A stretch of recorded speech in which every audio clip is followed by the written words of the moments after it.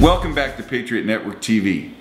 Freedom lovers, we have a huge fight on our hands. Between now and November of 2012, we have to mount a principled, freedom-based, liberty-based rejection of the left. And I want to use one quick example of how the left is going to demagogue the 2012 election.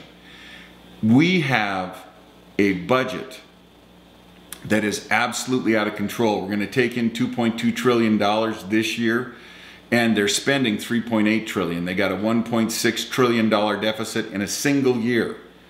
From 1776 to 1981, we ran up a total of $800 billion. In 1 year, we'll do twice that. Now, this situation that we're in right now is very, very reminiscent of previous elections in that Republicans have tried for 25 years to get responsible reform of the entitlement programs. The conventional wisdom in Washington, D.C. has always been that Social Security and Medicare were the third rail of American politics. That is the 600 kV line on the subway that if you touched it, you died. It electrocuted you. The reality is this.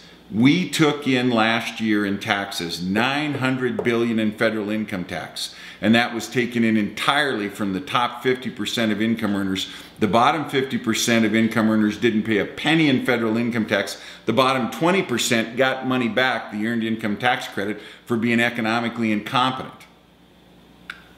$900 billion in federal income tax and $900 billion in payroll taxes.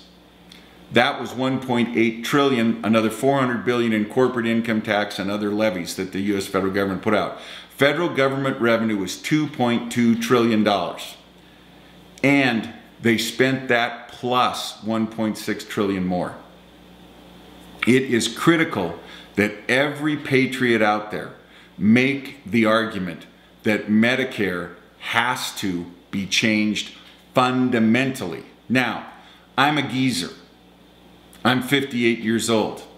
I have malignant, inoperable, stage 4 cancer. I understand how people can be scared about their medical care and the cost of that care. I get a shot. Every 4 weeks I get a shot.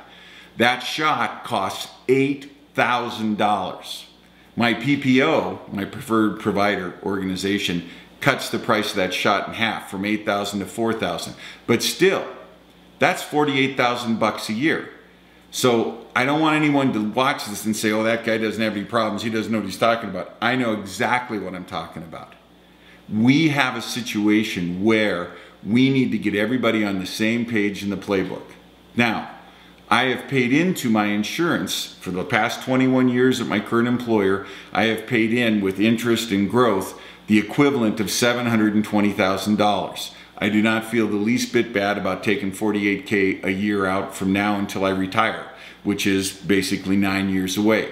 So for $720,000, $760,000 paid in with interest, I'm going to take out about $360,000. Net, my insurance company is still $400K to the good.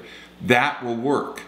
The average retiree who's retiring today can expect, he and his spouse can expect to get $500,000 lifetime in Social Security and $500,000 lifetime in Medicare benefit. Now that's great. It's $1 million. They're $1 million retirees.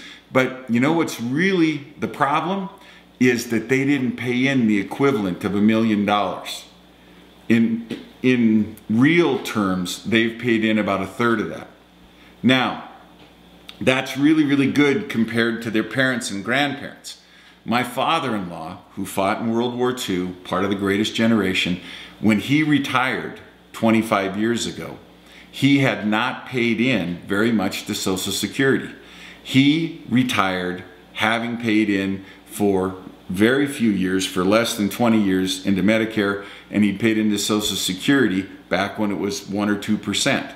Now, my father-in-law's rate of return, and I love my father-in-law, he's a great guy, but his rate of return on Social Security and Medicare is up around 2,400%.